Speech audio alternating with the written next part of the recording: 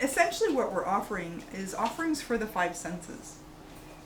Right? The senses, that means things to touch, things to smell, things to taste, things to look at, things to hear, right? Offering of the five senses. This becomes another sort of common theme in Buddhist traditions. Offerings are made up of the five sense offerings.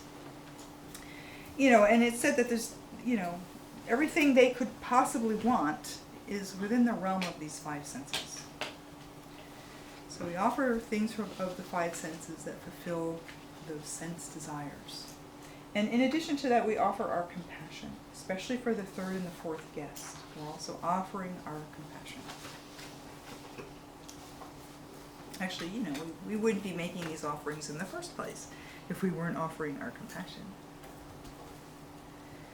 And then, as we're making the offering, it's really important for us to feel that they are being satisfied, to believe that they are satisfied with our offerings. That's also important. Just like, when we give a party, we want everybody to be happy and having a good time. All right? The purpose of giving the party is so that everybody has a good time. So it's important for us to know and feel that they are satisfied and happy with the offerings. Then after we make the offerings, we make a request. That's also another part of the practice. And in the text, you'll see those areas where we have the request. And this is also a very important part of the process. We make an offering, then we make our request. And some of the requests are built into the texts. Right? When you go through the text, it'll say, please do this, please protect the doctrine, please protect this, please do that. There's always enumerated in the text what we're requesting after we make the offering. But it's also important that you could have a personal request in mind. Okay, don't forget about that. Don't forget to include a personal request that is related to your situation. Otherwise, you're just kind of mindlessly going through this ritual, right, and not really making that request.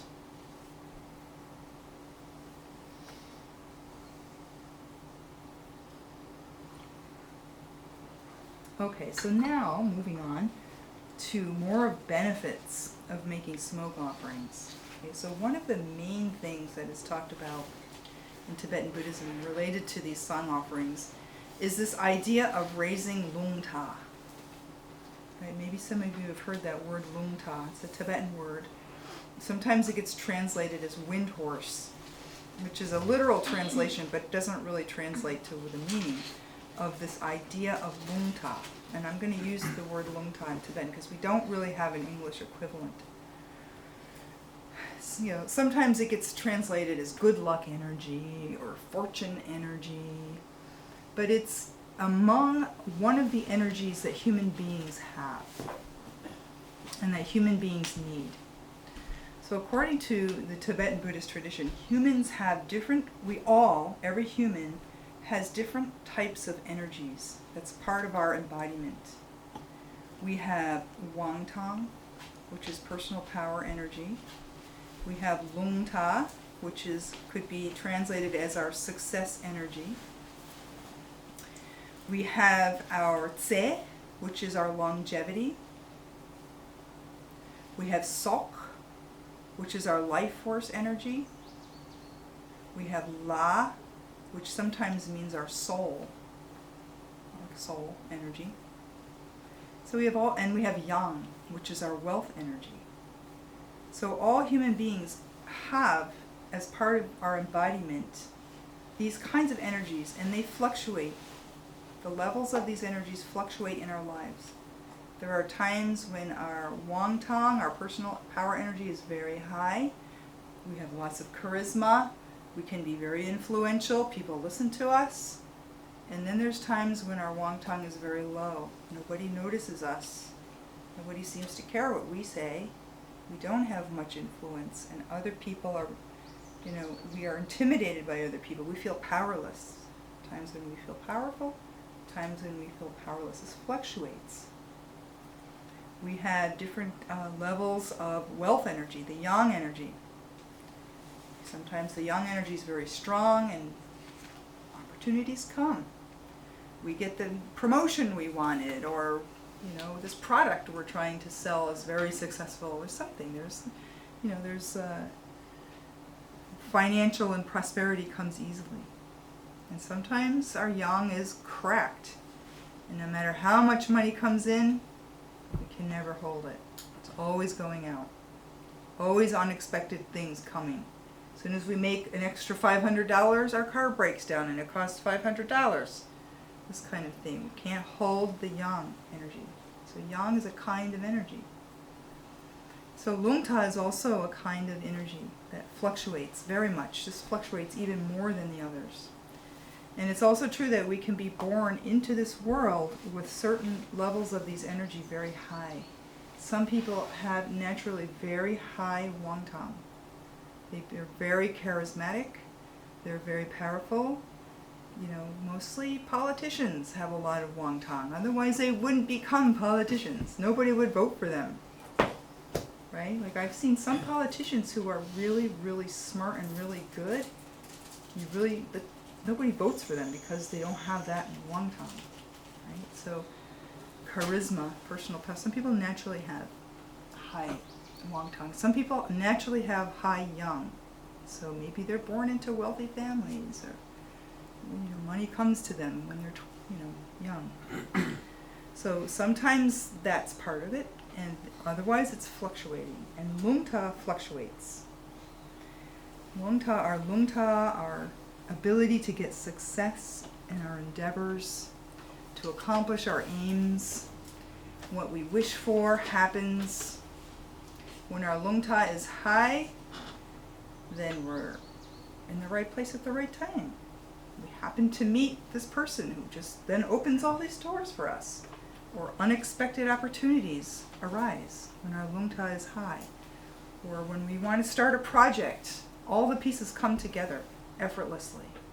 Right? We want to write a book. We get the contracts. We become successful. When our lungta is high, we get success. And it's a thing that really explains why some artists become very successful and some don't. When they could be just as talented and be working just as hard. You see this all the time with people who are artists, musicians, writers. Some people, they're very, very good, but their work never gets known.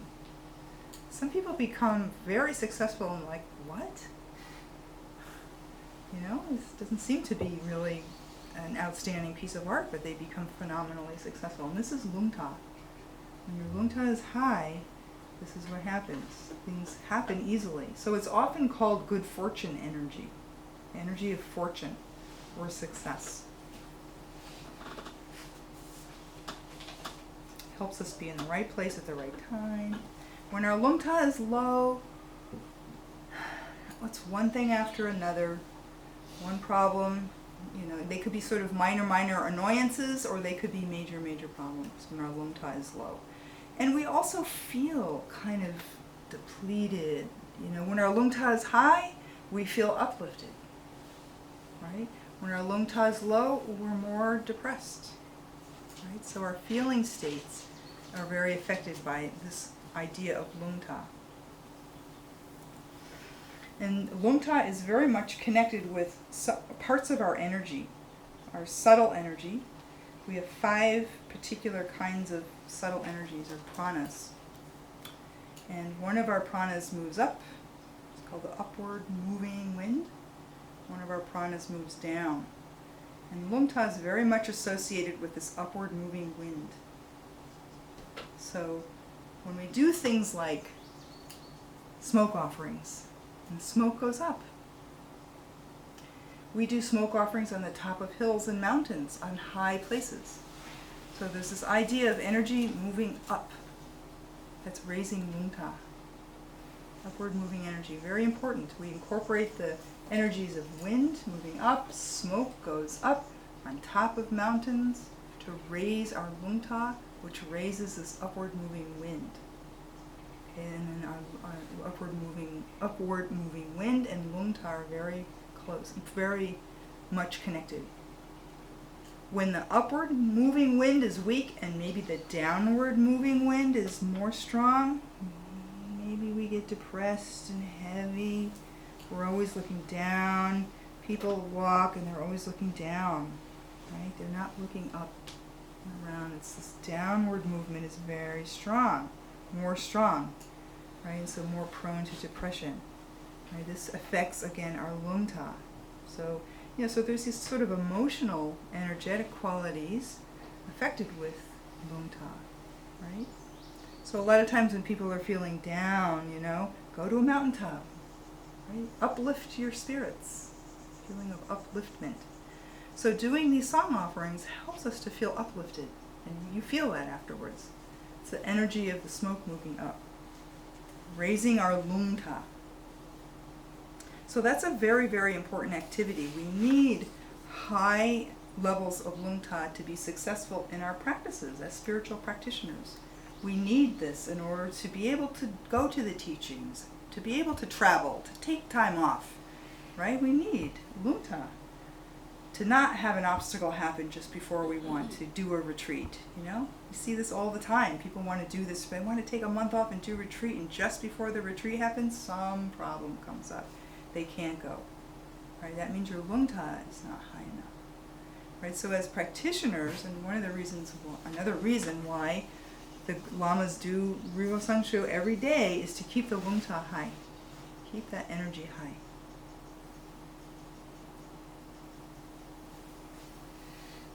So raising our lungta, that's, and if you ever go to a lama or, you get a divination, it says your lungta is low, you need to increase your lungta. One of the main ways of doing that is song offerings. And maybe it will say do song 100 times or as many times as your name. Another common way of raising lungta is to raise prayer flags, hang prayer flags, right? This idea again of something raising up, right, and being moved by the wind also raises our lungta. I like to think of lungta as a kind of a spiritual immunity, and I compare it to the immune system, our bodily immune system, because we know when our immune system is high, we are less susceptible to illnesses, right? We're less susceptible to the viruses and flus that are going around. We can be in those environments and not be affected when our immune systems are high. When our immune system is low, then we get sick. We get, easily affected by everything going around, right? So I think of lungta as like a spiritual immunity. Keeps our spiritual immunity high. Okay, then some of the other benefits which you have in your handouts. I'm just going through the handouts and elaborating on some of these points. And some of these we've talked about already, right? Purifies the area. It particularly purifies drib, purifies buildings, brings harmony and healing to the environment, especially to disturbed areas. We talked about that a little bit. Provides nourishment to subtle forces of nature. If we nurture these forces, they nurture us. Repays our karmic debts. We know that. That's a fourth guest activity. Reverses negative energy and provides protection. Okay, and so some practices, like the Rivo Sangsho, have a kind of practice called a reversal or a dokpa. You may have noticed that there was a section where we're clapping at the end, okay? That's a reversal practice, a dokpa.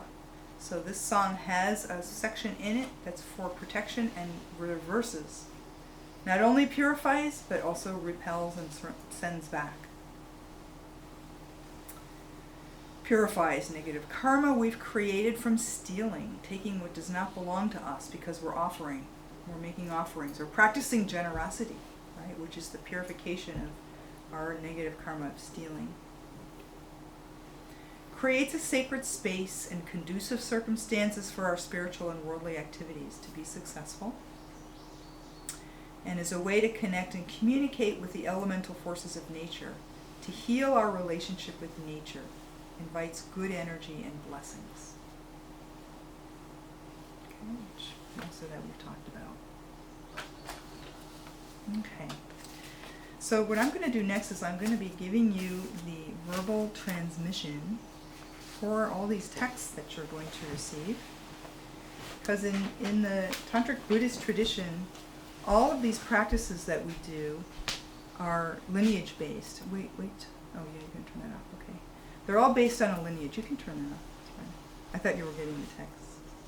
And so in order to be able to do these practices, you need the blessings of the lineage. You need a transmission of the lineage. Right? It's not very effective to just take these texts and read them. Right? You can do that, but it will not be as effective. Right? So the blessings of the lineage are there when you receive what we call lung in Tibetan, or verbal transmission. And a verbal transmission just means that I read through the text, and you hear the sound coming through. You don't have to understand what I'm saying, because it's not in your understanding of the words where you receive the transmission. It's in the energy carried through the sound of my voice and prana that you receive the verbal transmission. Okay, so your job is to simply listen and be receptive. You can sit in whatever position is comfortable, because this will be a little while for me to read through all these texts. I'll be reading in Tibetan, so you won't understand what I'm saying. Just hear the sound and allow the sound and the vibrations and the prana to come in as you inhale, and also to come in through your ears. And imagine that it's coming down to your heart chakra and dissolving in your heart. Okay, so it's really like a transfer of energy. You can have your eyes closed, eyes open, it's up to you. Just be in an open, receptive state. And imagine that the energy that you're hearing and taking in is dissolving into your heart.